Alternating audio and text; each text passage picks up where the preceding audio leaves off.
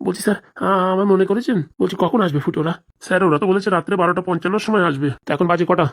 এই স্যার সবে 8টা বাজিছে। আর কতক্ষণ এই পায়খানার ভিতরে বসে থাকা যায় বলো তো দেখি? স্যার সেটা তো আমিও বুঝতে পারছি, কিন্তু পরিস্থিতি যা, যে কোনো সময়ের ভিতরে চেকিং আসতে পারে। আমার ওই বন্ধুরা ফোন করেছিল যে ওদের হসপিটাল সব তন্ন তন্ন করে খুঁজছে। তা আপনাকে আমি কোথায় রাখবো বলেন? এমনি তো আপনাকে রাখা বড় দুষ্কর হয়ে পড়েছে, আর উপরেতে যদি হাতে নাতে ধরা পড়ি তাহলে তো আমার জীবন শেষ। হয়েছে হয়েছে, বলছি কি ওদের একটা ফোন করে বলো একটু তাড়াতাড়ি নেওয়ার ব্যবস্থা করে নাকি। এখানে দম আটকে এসছে বাথরুমের গন্ধে। আচ্ছা স্যার, আমি ফোন করে বলছি। ঠিক আছে। বলছি এই হসপিটালের চেয়ারগুলো না বিশাল নরম। হ্যাঁ, একদম পাছায়ও শান্তি পাচ্ছে। ঠিক বলেছেন স্যার, বেডগুলো দেখেছেন? একদম গদি গদি। ওই শালা প্রাইভেট হসপিটাল না, এর জন্য এত কায়দাকরম করেছে। সরকারি হসপিটাল হলে এরকম হতো না। হ্যাঁ স্যার ঠিক বলেছেন, আমাদেরও দেখেছেন চেয়ারগুলো কিরকম, মানে কি একদম বেড দিয়ে বানানো। উরি বাবা রে বাবা, বসতে বসতে একদম সব কিছু শক্ত হয়ে গেছে। বলছি এরকম একটা চেয়ার কিনলে কিরকম হয়? ও স্যার দাম আছে বললেই হবে না। বলছি কোনো জায়গাতে ফাও আটকানো যায় নাকি? তাহলে সেরকম নতুন একটা মুরগা বানাতে হবে, তার কাছ থেকে একটা চেয়ার চাই নিতে হবে। তা কতটা খারাপ বলনি, দেখতে হবে। এই চেয়ারে বসে মনে হচ্ছে সারাদিন বসে থাকি, কোনো অসুবিধা নাই, মাজার সমস্যাও হবে না যা দেখতেছি। সে নয় বুঝলাম স্যার, বলছি এখনো ডাক্তার তো আসলো না, কোথায় গেল? ওর কম্পাউন্ডার যে বললো যে উপরেই আছে, আমরা তো বসে আছি, কোথায় গেল মালটা?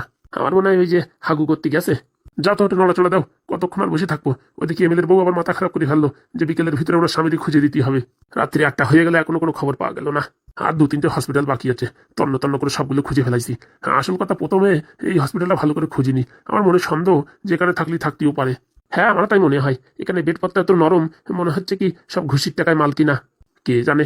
আসেন আসেন। বলছি স্যার, হঠাৎ করে আপনারা কেন? এসে বুঝি অন্যায় করে ফেলেছি? না স্যার, অন্যায় করবেন কেন স্যার? এমএলএ কোথায়? এই এমএলএ কোথায় মানে বুঝলাম না স্যার। ভালোই ভালোই বলে ফেলাও, নয়তো তোমার অবস্থা এমন করবো, হসপিটাল চালানো তো দূরের কথা, এই 30 মানে তুমি দেখতে পারবা না, এরকম অবস্থা করে রাখবো। না না স্যার, মালটাকে কালকুটিতে বন্দি করে গরম হওয়ার সেক দিয়ে স্যাক দেবো। বলছি স্যার, আপনারা কি বলছেন কিছু বুঝতে পারছি না। গোপন সূত্রে জানা গেছে তোমার হসপিটালে এমএলএ কে লুকিয়ে রেখেছো। কি কি কি বলছেন স্যার? আমি কেন লুকিয়ে রাখতে যাবো? সেদিন আসলেন, সেদিন তো আপনাকে বললাম তোমার হসপিটালটা সেদিন ভালো করে গ্রাহ্য করে খোঁজা হয়নি, তার জন্যই আমাদের সন্দেহ যে তোমার হসপিটালই আছে। স্যার বলছি ওইভাবে সন্দেহ করাটা কি ঠিক হবে? মানে কি বলতে চাইছো? না মানে স্যার, আমি হচ্ছে একটা সত্যবতী ডাক্তার, আমি এসব দুষ্কৃতি ফুষ্কৃতি কিচ্ছু করি না। আর আমার উপরে এরকম দোষ দিচ্ছেন? সৎভাবে ডাক্তারি করলে এই যে নরম গদি চেয়ার, এই চেয়ারটা জীবনে কিনতে পারতি না। আমার যা মনে হয় এই চেয়ারের দাম কমসে কম 15 থেকে 20 হাজার আছে। তা হবে স্যার, তাহলে এত টাকা কোথায় পালি? বলছি স্যার, তিলে তিলে গায়ের রক্ত জল করা টাকা দিয়ে কিনা, হতেই পারে না। এসব হাবিজাবি কথা বলবি না, সত্যি করে বল, সব ঘুষির টাকায় মাল কিনা তাই না? না স্যার, কি বলছেন স্যার? আমার মাথায় দেখেন স্যার একটাও চুল নেই। হ্যাঁ, এত বছর ধরে টেনশন দিয়ে কাজ করতে করতে এই সামনের বছরই তো এই হসপিটালটা একটু সাজিয়ে গুছিয়ে তুলেছি। বলছি এরকম চেয়ারের একটা ব্যবস্থা করে দিতে পারবি আমারে? মানে স্যার বুঝলাম না, এরকম একটা চেয়ার আমি কিনবো, আমার ওই ইসে পুলিশ স্টেশনের দরকার, ওই চেয়ারগুলো সেরকম একটা জুতির না। বলছি স্যার, আমার একটা জানাশোনা দোকান আছে, সেখানে গেলে অনেক কমে দিয়ে দেবে। আমরা ওখানে অনেক মাল কিনি তো, আমাদের সাথে ভালো একটা পরিচয় হয়ে গেছে। আমি বাপ ওই পয়সা দিয়ে কিনতে পারবো না চেয়ার, ফ্রিতে পাওয়া যাবে এরকম কোনো রাস্তা আছে? আগে ফ্রিতে পাওয়া যাবে মানে বুঝলাম না। বলছি তোমার কাছে কি 2-4টে এরকম এক্সট্রা চেয়ার আছে? তাহলে দুটো দিতে। না মানে স্যার, আমার কাছে আছে একটা চেয়ার, ওই একটা চাকা একটু ভেঙে গেছে, ওটা একটু রিপেয়ার করে নিলে পারে ভালো হয়ে যাবে। সেটা বসেও কি এরকম আরাম? একদম স্যার। তাহলে ওটা দেওয়ার ব্যবস্থা করো, আপনি চিন্তা করবেন না স্যার, আমি কালকে ওটা সারিয়ে আপনাকে 1-2 দিনের ভিতরে পার্সেল করে পাঠিয়ে দেবো। সে নয় বুঝলাম, এতক্ষণ কোথায় গেছিলে? তোমার এখানে আমরা আধা ঘন্টা হয়ে গেছে বসে আছি, কোথায় গেছিলে? ওই স্যার, পেটে একটু কামড় দিচ্ছিল তো, তাই একটু হাগু করতে গেছিলাম। এমন তো না পায়খানার ভিতরে এমএলএর বাচ্চাকে সারিয়ে রেখে আইসো? কি যে স্যার বলেন, আমার মতন এইসব গরিব মানুষের হসপিটালে এমএলএ বাবু কি থাকতে পারে? আর উপর থেকে পায়খানার কথা বলছেন, ওইসব জায়গায় কি মানুষ থাকতে পারে? ওসব বললে তো হবে না, আমরা তো সব জায়গা সার্চিং করে দেখবো। হ্যাঁ স্যার দেখেন স্যার, বলছি ওই হাগু সেন্টারে না, এই যে একটু আগে হেগে আছি, তো জল দিতে ভুলে গেছি, মানে জল ট্যাঙ্কিটা ফুরাই গেছে স্যার, বুঝছেন? তাই এখন জলটা উঠাইয়ে দিয়ে নি, তারপরে গিয়ে দেখবেন। মানে মানে ওই জ্যান্ত গুড় হয়েছে স্যার, কালকে একটু বিরিয়ানি খাইছিলাম তো, বিশাল পচা গন্ধ, তাই একটু জলের অভাবে জল ঢালতে পারিনি। আর আমজাদা নিকুচি করেছে তোর পাইকার, হ্যাঁ শালা বিরিয়ানি খাওয়া হাগা ওখানে দেখে আর আমাদের দেখতে বলতিস? হে যে স্যার, আমি কোথায় বললাম? আমি বললাম স্যার ওখানে গেলে একটু সাবধান, সেই কথা বলে আইছি। তোমার যে আর কি বলবো, হ্যাঁ পাইখানায় হেগে আসো তো জল দাও না, এটা কোনো মানুষের পরিচয়? বলছি স্যার বিশাল জোরে হাগু লেগেছিল, আর চেক করিনি জল আছে কিনা, ঝড়াত করে মেরে দিছি, তারপরে দেখি ট্যাবে দেখছি জল আসছে না। তারপরে কি করব, ওখানে টিস্যু পেপার দিয়ে কাজ টাজ চালিয়ে এই আসলাম, এখন ভাবিছি জলের বটনটা দেবো, হঠাৎ দেখি আপনারা সামনে, তাই কথা বলতে বলতে ভুলে গেছি। ছি ছি ছি ছি, এত বড় একটা ডাক্তার হয়ে তুমি এই মানে পায়খানা হাগু করে জল দাও না, এসব কোনো কথা হলো? স্যার সব পরিস্থিতির শিকার, এরকম জোরে হাগু হয়েছে তো বলার বাইরে। একটু কম কম করে খাইও, আর আমার ওই একটা চেয়ার দেওয়ার ব্যবস্থা করো। আচ্ছা স্যার, চেয়ার আমি পাঠিয়ে দেবো। তাহলে চলো ছোট বাবু, এখানে আর কি জন্যই বসে থাকবো? কি একটা বিশ্রী গন্ধ আসছে। ওই স্যার আমার যতদূর মনে হয় পশালা পচা বিরিয়ানির গন্ধ। চলো চলো চলো, তখন থেকে একটা কুইয়ে গন্ধ আসছে, আর কি বলবো। চলেন স্যার চলেন, কি পচা গন্ধ আসছে। শালা এরকম কাশিও মানুষ দেখিনি। এই শোনো ডাক্তার, তোমার এখানে চলে যাচ্ছি বলে ভেবো না যে তুমি নজরের বাইরে, বুঝতে পারিছো? যদি কোনো সূত্রে জানা যায় যে তোমার এখানে এমএলএ আছে, তাহলে বুঝো তোমার কপালে কত ধানে কত চাল, সেটা একটু তুমি আইডিয়া করে রেখো। গরম রড দেখিছো, গরম করে পাশায় পুরো স্যাক দেবো, মানে দেখো কেমন লাগে, তারপরে বরফ ঘষে আবার স্যাক দেবো। না স্যার সত্যি বলছি, আমার এখানে নেই। তুমি কথা বলে না তো, আগে তুমি ওই হাত হাত ধুয়ে আসো। আগে স্যার মোটরটা অন করছি স্যার, তাড়াতাড়ি করো, গন্ধে থাকা যাচ্ছে না। চলো চলো। কি বিপদ থেকে বাঁচলাম রে, কি বিপদ থেকে বাঁচলাম। আজকে কোনো কারণে যদি পায়খানা গিয়ে দেখতো এমএলএ বাবু ওখানে বসে আছে, তাহলে তো আমার জীবন পুরো শেষ হয়ে গেছিল। অতি চালাকের গলায় দড়ি, এখানে না রাখাটাই ভালো। যে করে হোক তাড়াতাড়ি এখান থেকে খেদাই দিতে হবে। ঝপাত করে ফোন করি তো ফুটোদেরকে। ফুটো ফুটো ফুটো কই গেল রে? পুরো পুরো পুরো পুরো কি হলো, উঠাচ্ছে না কেন? কে ভাই ফুটো, ওরকম টেনশন আছে যে? টেনশনে থাকবো না, একের পর এক ফোন করেই যাচ্ছে। এইটুক সময়ের ভিতরে 15 বার ফোন করেছে। কে করেছে 15 বার ফোন? কে আবার করবে? ওই হসপিটালে তো ফোন করতেছে ওই এমএলএর বাচ্চারা আনার জন্য। এবার কি হবে ফুটো? সেই তো আমিও ভাবতেছি। নিজের মুখে যাই কথা দিয়েছিস, এখন কথা রক্ষা না করতে পারলি তো সবকিছু কেরোসিন তেল হয়ে যাবে। আরে তুমি চাপ নিও না, নেদন তো বলিছে ওইসব দেখবে। তাহলে আর আমার কোনো টেনশন নেই, আমি তো ভুলেই গেছিলাম। বলছি কি, ওই নেদন কোথায় গেছে? আরে নেদন তো গেছে হসপিটালের দিকে গেছে, নেদন আর লাল ব্যাটারি গেছে। বলছি হাগুদা, ওরা যদি ম্যানেজ করতে না পারে, তারপরে যদি এমএলএ ওখান থেকে বেরোয় আসে আমারে গুদুম গাদাম করে মারিয়ে যদি জেলের ভিতরে ভরে দেয়, তখন কি হবে? আরে নিশ্চিন্তে থাক, নিশ্চিন্তে। নেদন যখন গেছে কিছু না কিছু একটা হাল বের করেই ছাড়বে। আরে দেখি যে ডাক্তার 10 বার করে ফোন করতেছে, তা আমি কি করবো? উঠোস না উঠোস না উঠোস না, ওর একটা ব্যবস্থা হবে। হ্যাঁ ফুটোদা, ওই ফোন উঠোতে যাইও না, তারপরে কোথাতে কি হোক বলে দেবা, তারপরে কেস সব গড়বড় হয়ে যাবে। তাহলে কি ফোন কি বন্ধ করে রাখবো? হ্যাঁ ভাই বন্ধ করে দে, বন্ধ করে দিলি ঝামেলা গেল। বলছি এবার বন্ধ করে দিলি ঘপাত করে ওর বাড়ির লোকজন পাঠাবে না তো? সেও শালা আর এক জ্বালা। বলছি কি, বরং সাইলেন্ট করে রেখে দাও। বলবা কি যে আমি দেখিনি, সাইলেন্ট করে ওই একটা প্লাস্টিক মোড়াইয়ে ওই চালের মাথায় উঠে রাখো। হ্যাঁ, যাতে বৃষ্টিতে ভিজে আমার মোবাইলটার পান মেরিয়ে যাক। তাহলে কাজ করো, ওই আন্ডারপ্যান্টের ভিতরে ভরে রাখো। কোথায় রাখতে এসে আমি বুঝবানি, অত জ্ঞান দেওয়া লাগবে না। ওই বাড়িতে কেউ আছে? কি হাগুদা, মনে হচ্ছে ওই বিয়ের আওয়াজ। বাস যখন ঢোকে না ঝাড়ের ভিতর থেকে, আসলাগুলো আমার পিছনেই আসে।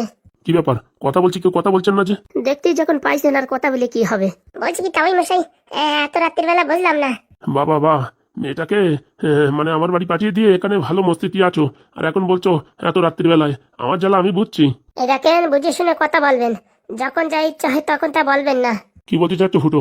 বলতে চাচ্ছি আপনার নাতিনকে আপনি নিয়ে গেছেন সেই সময়, এখন আবার বলছেন পাঠিয়ে দিয়ে বিশাল মস্তিতে আছো, এসব আবার কি কথা? বলছি কি ভাই, তুই সামনে থাক, এখন ফুল ফর্মে তুই আছিস, আমি বুঝিস পিছনে যাচ্ছি, সামনে যা তুই। পায়েল ভিতরে আয়। হাগুদা, আমার ছেড়ে পিছন চলে গেলে যে? আরে অত ভয় পাস কেন, আমি তো আছি নাকি? এই মালগুলো অর্ধেক রাত্রে আসলো বুঝলাম না, কোনো কুমতলব নেই তো? দেবল দিয়া মানুষ কুমতলব ছাড়া কি আসে? আয় রে আয়, অত নটঝট করা লাগবে না, আয়। এই যে এখন থেকে আমার নাতি এখানেই থাকবে। এখানে থাকবে মানে? যখন মামা বাড়ির আবদার নাকি, যখন আসলো তখন গেল। হ্যাঁ, তোমাদের মত মতন কাজ হবে নাকি? এটা আমার শ্বশুর বাড়ি, মানে এটা আমার বাড়ি, আমার ইচ্ছে আমি কোথায় যাবো কি না যাবো। সে বুঝলাম তোমার বাড়ি, তা তোমার ইচ্ছে মতন তুমি চলে গেলি হবে? আমাদের পারমিশন ছাড়া গেছো, আমাদের পারমিশন ছাড়া আসছো, এই কাজগুলো কি ঠিক? বাবা বাবা, এসব কথা নিজের ছেলেরে বলতে পারো না? হ্যাঁ, পাদুরি বলতে পারো না? অন্য মেয়ের সাথে ফোনে কথা বলে ওর ফোন অন্য মেয়ে উঠায়, এসব ব্যাপারে কিছু বলতে পারো না? ওইসব ব্যাপারে তোমাদের সাথে বললে কোনো আমাদের লাভ নাই। কেন বলে লাভ নাই? কেন বলে লাভ নাই? এই যেটুকু গরম আমার দেখছো, একটু গরম যদি তোমার ছেলেদের দিতে, মানে তোমার ওই ছেলে পাদুরি দিতে, তাহলে আর আজকে এই দিন দেখতে হতো না। ফুটফুটে আমার নাতিটারে, হ্যাঁ, আগা নাই পাচা নাই কিচ্ছু না দেখে ঘপাত করে বিয়ে দিয়ে দিলাম টাকমাতা ছেলের সাথে। হ্যাঁ, চাকরি করে না ফাকরি করে কিচ্ছু জানলাম না, ঝপাত করে বিয়ে দিয়ে দিলাম। আর সেই ছেলে এখন এই মেয়ে ছেলে আর এক মেয়ের সাথে সম্পর্ক করতে চাচ্ছে, আমি বেঁচে থাকি তা কোনোদিন হতে দেবো না। এটা কোনো কথা হলো নাকি? হ্যাঁ, এই বুড়ো ঢাবনা পিছনে টাক মাথা মিনছে, কথা বলিস কেন? হ্যাঁ, কই আমার বললে নাকি? না না, তোরে বলবো কিসের জন্য? আর দামনা বুড়ো, তোর বিয়ে হয়নি, তোরে বলবো কিসের জন্য? বলছি তোমরা কি করে জানলে আমার বিয়ে হয় নাই? ওর বিয়ে হয়েছে কি হয় না সে দায়িত্ব আমার, বুঝতে পারিস? তোমাদের সাথে অত কিড়িকিড়ি করতে আসি নাই। এখানে আমার নাতিন থাকলো, যতদিন না ডাইভোর্স হয় ততদিন পর্যন্ত এখানে থাকবে। আর যে কথা হয়েছে 7 লাখ টাকার 1 টাকা কমে ডাইভোর্স হবে না, মনে রেখো। এই শোনো, তুমি এত এখানে বেশি গরম দিও না, বুঝতে পারিস? তুমি যে ঘটকালি করো না, তোমার ওই ঘটকালি একদিনই ঘুষাই দিতে পারি। দেখো, উল্টো পাল্টা আমার দাদুর নামে কথা বলবো না, বলে দিচ্ছি। তোমাদের এমন কেসে ফাঁসাই দেবো না, একদম চিট হয়ে পড়বা। বলছি মা, তোমার তো কিছু বলিনি। আমার দাদুর সম্পর্কে যদি কিছু বলো না, বলে দিচ্ছি কারোরই ছাড়বো না। হ্যাঁ, একদম কিন্তু জেলের ভাত খাওয়াই ছাড়বো। উরি বাবা রে বাবা, এই মেয়ে তো দেখছি অনেক পাকা পেকিয়ে গেছে। আর এখানে আমার নাতিন থাকবে, তার গায়ে যদি কোনো একটা আঁচড়ও লাগে না, আমি বলে দিচ্ছি কাউরি ছাড়বো না। আমি এখন যাওয়ার সময় পুলিশ স্টেশনে এফআইআর করে যাব যে আমার নাতিনির যদি কিচ্ছু হয়, তাহলে এই সব কিছুর দায়ী হচ্ছে এই ফুটো। এত লোক থাকতে আমার দোষ মানে? তুই হচ্ছে যত নষ্টের গুড়া, তাই তোর উপরে সব দোষ আসবে, মনে রাখিস। শোন, আমি চললাম, যাওয়ার সময়টা পুলিশ স্টেশনে এফআইআর করে যাব। তোর গায়ে যদি একটা আঁচড়ও আসে না, এদেরকে আমি ছাড়বো না, বলিয়ে দিচ্ছি। শালা আমার চেনে না, হ্যাঁ? ঘটকগিরি করি বলে আমার কি হালকাই নিচ্ছে নাকি? কত মেয়ের জীবন বসাই দিলাম, আর কত ছেলের জীবন আলকাতরা করে দিলাম, এখন আমার চেনে না, হ্যাঁ? আমার সাথে ফাজলামি। আচ্ছা দাদু, সাবধানে। শোন, তোর যদি ভালো করে খাতিপত্তি না দেয় না, একটা খালি ফোন করবি, দেখবি এদের কপালে পুরো একদম টিকটিকি ঝুলোই দেবো। ও নিয়ে তুমি টেনশন করো না দাদু, আমি তোমার নাতিন, কি করে কি করতে হয় সব আমার জানা আছে। আর যে যত সলি পরামর্শ দিক, কোনো পরামর্শে রাজি হবি না। তোর একটা টার্গেট, ডাইভোর্স, বাস, টাকা নিবি, তারপরে এই বাড়িতে যাবি, তার আগে কোনো কিচ্ছু না। আচ্ছা দাদু, সময় মতন খেয়ে নিও। ও নিয়ে চিন্তা করো না, সামনে আমার বিয়ে তো, এই কদিন আমাদের বাড়ি থাকবে। শুনলি তো, এই কদিন ওদের বাড়ি থাকবো, খাওয়া দাওয়া সব ওদের বাড়ি, বুঝতে পারিস? আচ্ছা দাদু। আর তোর বাড়িতে যা বলে আইছি তা সব মাথায় রাখবি। আচ্ছা। কোনো রকম ফাজলামি বজ্জাতি করার চেষ্টা করলি খালি আমার একটা ফোন করবি, বাকি আমি দেখে নেবো। ঠিক আছে। চল, দাঁড়ায় দাঁড়ায় দেখছিস কি? চলো। বলছি কি মা, তুমি হঠাৎ করে চলে আসলে বুঝলাম না। আমার বাড়ি আমি কোথায় আসবো কি না আসবো সেটা আমি বুঝবো। মানে তুমি তো বলছো আবার ডিভোর্স দিয়ে দেবা, আবার বলছো তোমার বাড়ি, মানে ব্যাপারটা বুঝলাম না। যতক্ষণ ডাইভোর্স না হয় ততক্ষণ এটা আমার বাড়ি, বুঝতে পারছেন? হ্যাঁ, সে নয় বুঝলাম। তা হঠাৎ করে এরকম আড্ডা রাত্রি চলে আসলে মানে বুঝলাম না। তোমার ছেলের যা ভাবতাল, কোন সময় ওই যে মেয়ের সাথে কথা বলতেছে তার নিয়ে এই বাড়ি উঠে আসবে তার কোনো গ্যারান্টি নাই। এর জন্য আমি এখানে পাহারায় থাকবো। যদি কোনো রকম তোমরা শয়তানি বজ্জাতি করার চেষ্টা করিছো, সব কটার জেলের ভাত খাওয়াই ছাড়বো, মনে রাখো। হ্যাঁ, আমার চেনো না, আমার নাম পায়েল। সব কয়জনের পায়ে পরিয়ে দেবো পায়েল। আরে মা, বলছি কি তোমার কোথাও একটা ভুল হচ্ছে। ওই পাদুর যেখানে থাকে তো, সেখানে যে মেয়েটার সাথে তুমি কথা বলিস সেটা হচ্ছে ওর ওই মানে মালিক, মানে মালিক বলা যায় না, ওই ওদের স্যারের মেয়ে। ওই বেশি বয়স না, তাদের টিউশনি পড়াই তো পাদু, তাই ওরা ঘপাত করে ফোন উঠে ফেলেছিল। পাদুর বাচ্চা এখন ওখানে টিউশনি পড়াচ্ছে, মানে ওর এমনিতেই হয় না। দাঁড়াও, টিউশনি পড়াও যা পড়াও, আমার টাকা না পারি পারে না, সব কটার রক্ত বের করে না ফিল্টার করে করে বিক্রি করবো, মনে রেখো। এ ভাই ফুটো, কিছু বলছিস না যে? ওটা কি বলে গেল, যাওয়ার সময় নাকি এফআইআর করে যাবে। আরে মেয়ে তো সুবিধার না, খালি খালি চেঁচামেচি করে আমাদের নামে কেস দিলি। ও শালা আমি যাইয়ে দেখেছি, জেলে বাড়োই কম বাড়োই না, বুঝতে পারিস? আগের বার তো জানাশোনা ছেলে বলে কম বাড়ি খাইছি, নয়তো মেয়ে ছেলে কেসে না উড়ন্ত কেলান দেয়। আমি বাপু এর ভিতরে নাই, যা করতে হবে নেদনার পাদুই করবে। আমি ভাই এই মেয়ে ছেলে কেসে নাই, অন্য শালা অন্য কেসে দাও, ওই সব আমি নিপটাই দেবানি, কিন্তু এই মেয়ে ছেলে কেসে বাপু আমি যাতে পারবো না। একবারে যাই দেখেছি, ও শালা গরম লোহার সিট পাশায় বাড়ুয়াই, আর ওই বরফের উপরে বসায়। শালা কম কষ্ট না বিরাট কষ্ট। কি বলছিস, গরম রড দিয়ে বাড়ি দেয়? তাই না, তাই কি? যারে বাবা, আমার পাশা তো তাহলে পুড়িয়ে পুরো কালো হয়ে যাবে। সে তুমি এখন বোঝো, কালো করবা না সাদা করবা। বলছি আমি কোন রূপে থাকবো, তখন থেকে দাঁড়িয়ে আছি, তোমাদের কি আক্কেল জ্ঞান নাই? ওই তোমা, আগে যেখানে থাকতে সেখানে। আমি ওর রুমে থাকতে পারবো না, তোমার বউর মাথায় জমের হুকুন, ওর রুমে আমি থাকতে পারবো না। আমার সেপারেট সিঙ্গেল রুম চাই। সেপারেট সিঙ্গেল রুম তো এখন দেওয়া মুশকিল। তাহলে কেন দাদুর এখনই ফোন করবো? না না, আমরা দেখছি, গুছাই টুচাই দিচ্ছি। তুমি বরং ওই বাইরের সোফায় টুকুন বসো, ততক্ষণ আমরা একটা রুম টুম খালি টালি করে দিচ্ছি। আর আমার বিশাল খিদে পেয়েছে, গরম গরম লুচি আর কচুরি, তার সাথে ঘুগনির ডাল বানায় আনতে বললে ঢ্যাবনা তোর বৌরি। হ্যাঁ আচ্ছা, এক্ষুনি বলছি। বলছি কি মা, যতই যা হোক একটু সম্মান দিয়ে কথা বলো, যতই হোক তোমার ওই কাকা শ্বশুর। কিন্তু আমি সাতার শ্বশুর মশুর কারোরই মানি না, যার বড় এত চিটিং বাস তার আবার শ্বশুর কোথাতে আসে। কিলো করিস রে, পারতিস না। বলছি কি ভাই, ওই মোড়ের মাথায় একটা পুজো আসলে করার দরকার, সব গ্রহর দোষ মানে আমাদের বাড়ি দিকে আসতেছে, তাই দেখি করতে হবে কিছু একটা। বলছি তিন মূর্তি এখানে দাঁড়ায় থাকবা নাকি আমার রুমটা ক্লিয়ার করার ব্যবস্থা করবা? দিচ্ছি মা, দিচ্ছি। হ্যাঁ দিচ্ছি।